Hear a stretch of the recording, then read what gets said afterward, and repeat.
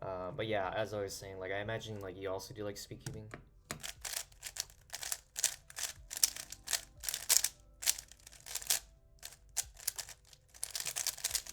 Oh my god.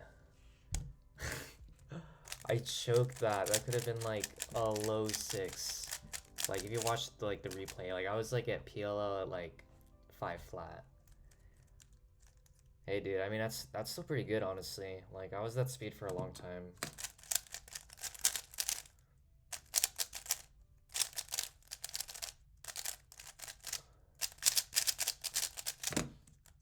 I definitely think the number one thing that helped me get faster is just having better mechanics with like finger tricks, which I mean, I'm gonna be honest, I'm not very good at that. But the other thing is look ahead, like just having knowledge of where pieces are supposed to go. Like pausing takes so much time out of your solve, and people can turn fast, but when you pause it like a lot, it doesn't really matter how fast you turn if you're gonna keep pausing. So again, this is something that really just comes to practice, and even sub 15 is actually pretty good. Like you have some look ahead already, but like it's just kind of like a skill to like when you solve one, like if you're using CFOP for example, solving one pair, just anticipating where the next pair would be, like that's really powerful. um like I guess as an example, like I can see the first pair basically, so here's my first pair right here. It's kind of hard to show this, I don't really have a better way of showing this, but like I could basically follow where this first pair is going to be after I solve the cross. That's like the look ahead part. Yeah, so it's exactly where I anticipated. It's right here, and then I can solve that first. And then as I'm solving one piece or one pair, I should also look around the cube to see if there's any other pieces I can gather. And I can see this orange green right here, so I'll solve this one. And then already I can see how to solve the last two pairs. They're kind of both in my peripheral vision. So I'm going to solve both of them at the same time. Like that. And then OLL. And then PLL. The funny thing is I'm not actually very good at like last layer. Like it's kind of like a meme in like the cubing club I'm in. I don't even know what I did. Oh dear. What did I even do, guys? I did like a 5 style algorithm.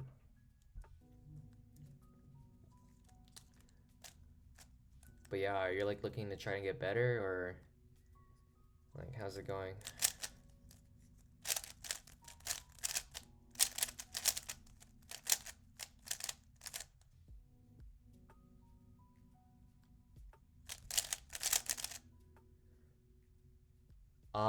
How I got better. Okay, so unfortunately, I'm probably like the worst example to learn from. I think I now realize how important, um, what's this term? Like you can spam a lot of solves. Like this is what I did, is I did a ton of solves and I didn't really think too much about it. Um, but you want to not just do a ton of solves, but you want to practice with intent. So like deliberate practice. And that means you kind of have to sit down and just like, I don't know, write on a piece of paper like some things that you'll focus on for the week. Like it's kind of like working out. Like you can hit the gym a lot, but like it just won't be as effective if you don't plan out kind of like your training set and whatnot.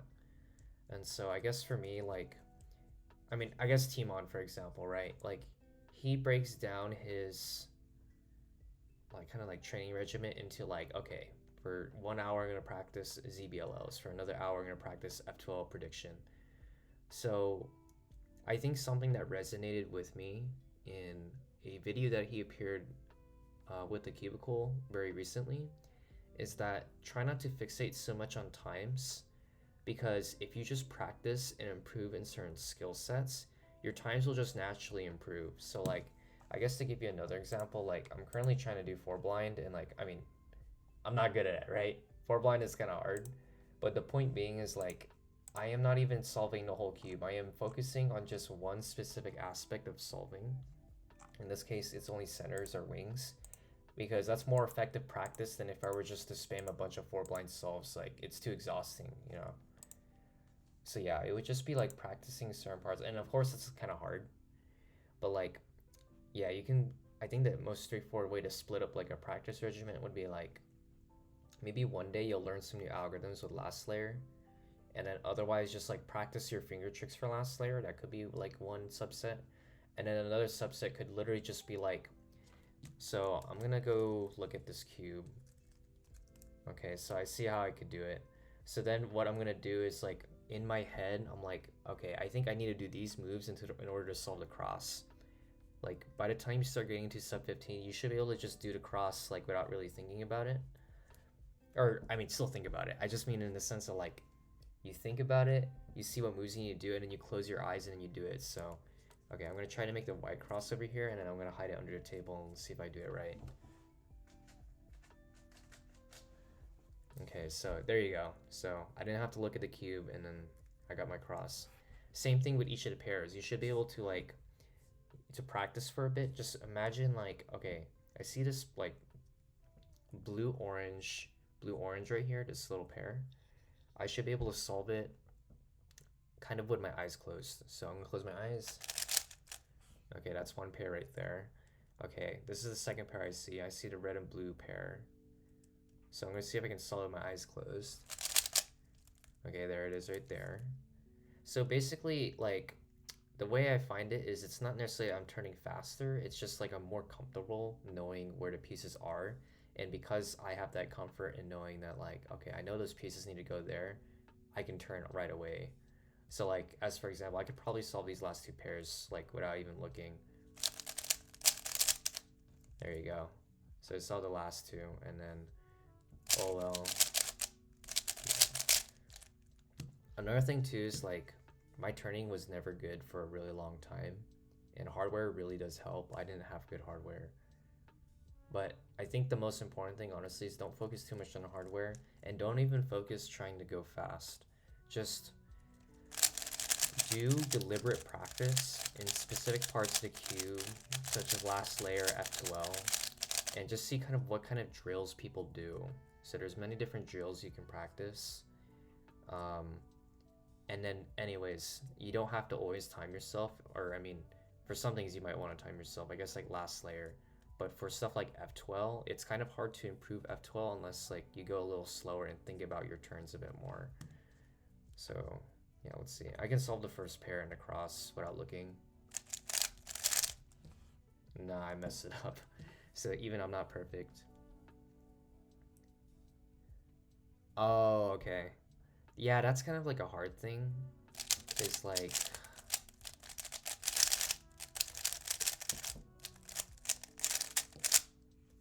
so we have someone in the club that like doesn't, he's pretty fast. He's probably like 11 seconds, 10 seconds. And yet he still kind of only solves like 3 cross pieces at a time. So I would say before like predicting F12, try like whenever you're doing a solve, try to figure out where all 4 pieces will go of the cross. Like I think that's a good first step, because even knowing that alone, like you'll soon be able to develop some intuition of where like some pieces will go. So like I guess there's like another cross that might look a little tricky, but like there is always some tricks you can do. Like I see that there's this white orange and white red, and they're both on the same side, but I need to bring at least one of them on the other side so they're solved relative to each other. And what I can see is like if I solve the red piece, so it's on the white. Okay, I solved the red piece for the white cross. I can see that once I solve green, I'm also going to bring orange to the other side. And now orange is solved relative to red. They're facing away from each other. And then otherwise the blue is just right there. And then I even see this pair actually, so I would like preserve it and then solve the first pair in the back. And then, I don't know.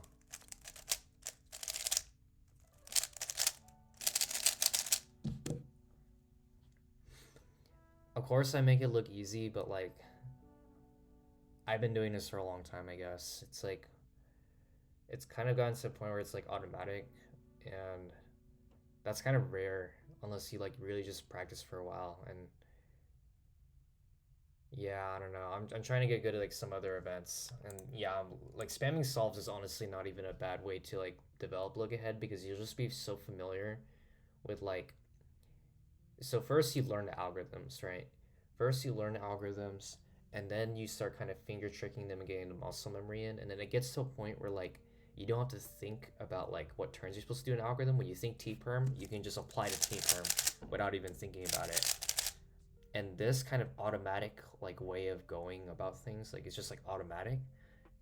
This applies to other parts you're solving too. Like, cross will be difficult, but like there will be a point where it just becomes automatic, and it just comes with practice. In the same way that like you're learning an algorithm, you're like kind of slow, you don't really know the finger tricks, but the more you practice, it just becomes automatic. And I would say for me with blindfolded, like M2, that's kind of like the method for solving like edges, for example. That was not automatic, but what I did is I just did so many solves in the span of a week, and I was able to pick up blindfolded like just like that, or at least the M2 method, even though it was like new to me, just because like I did it so much to the point where like it started becoming automatic.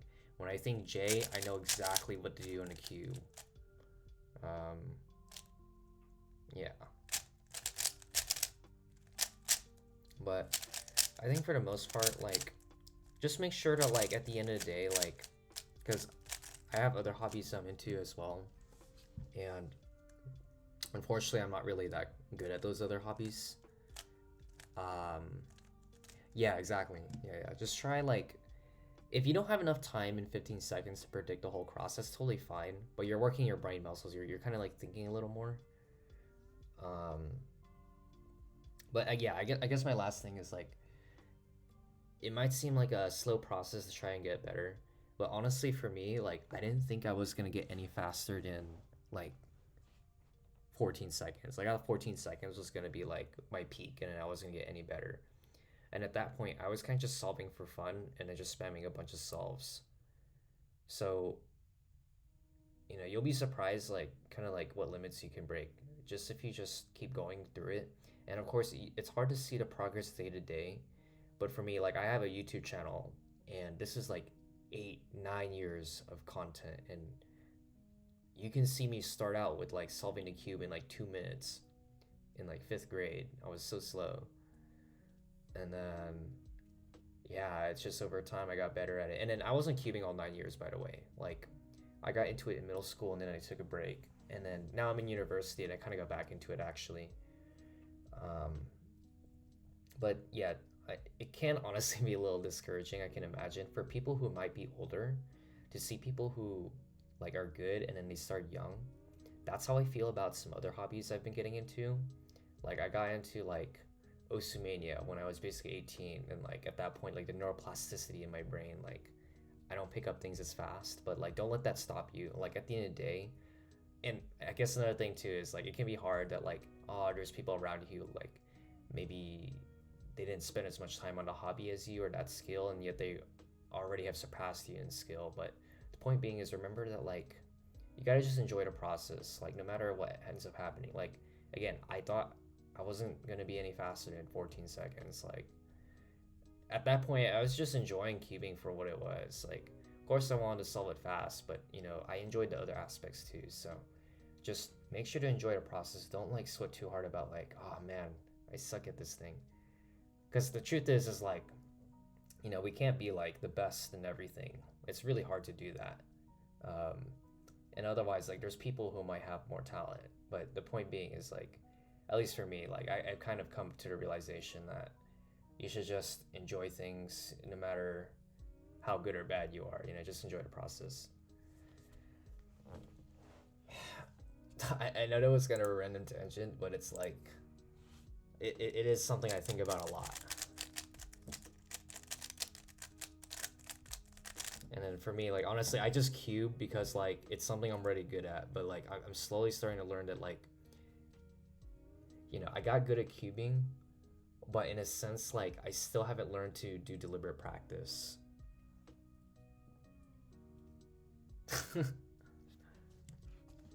Okay, I need to show you something. So on my WCA page,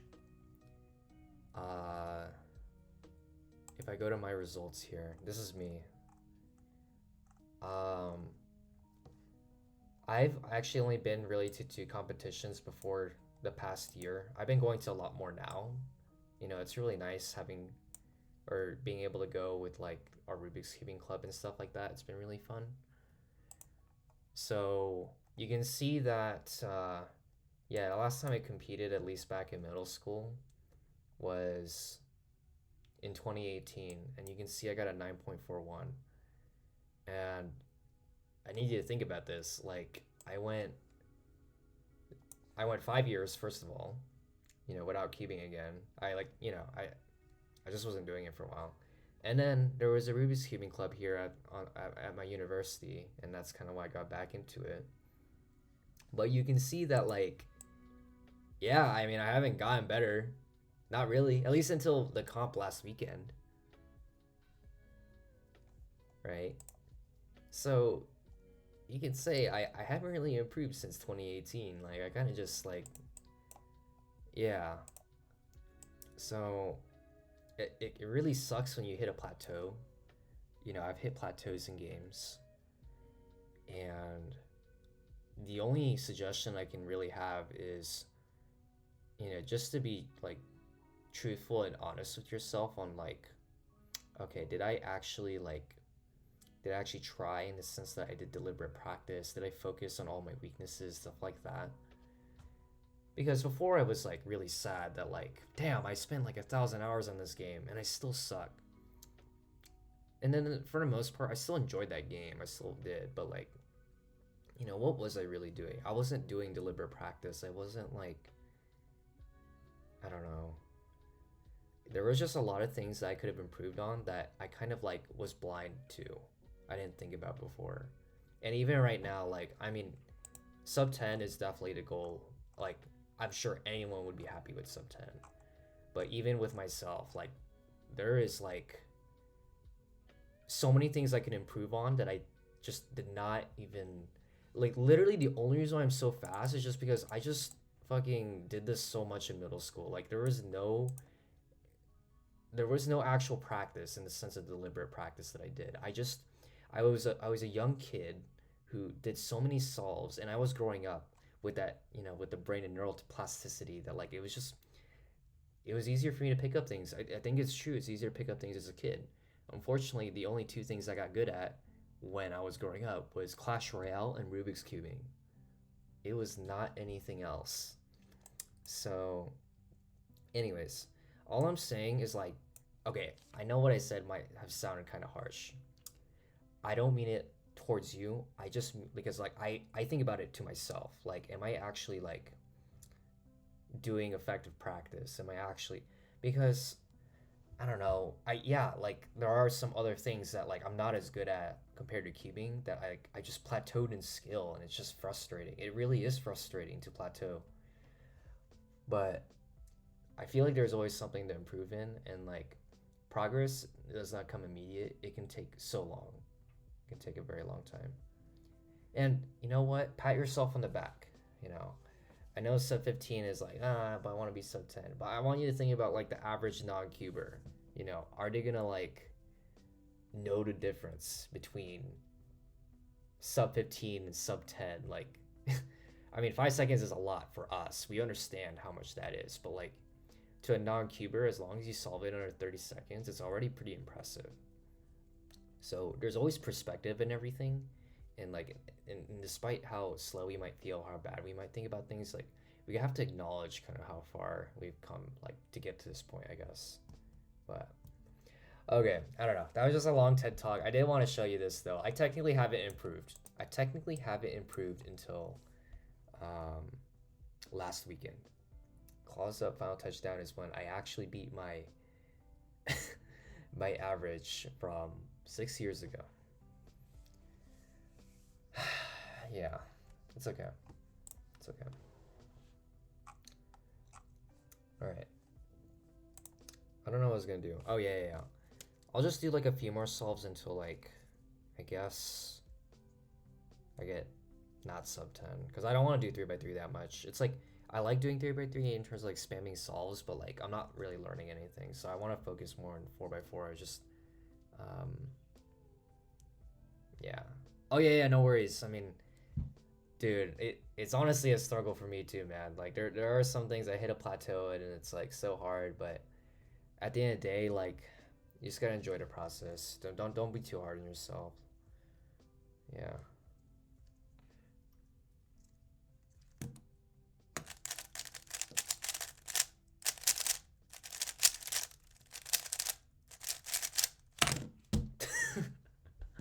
Dude, I like let go of the cube for a tiny bit.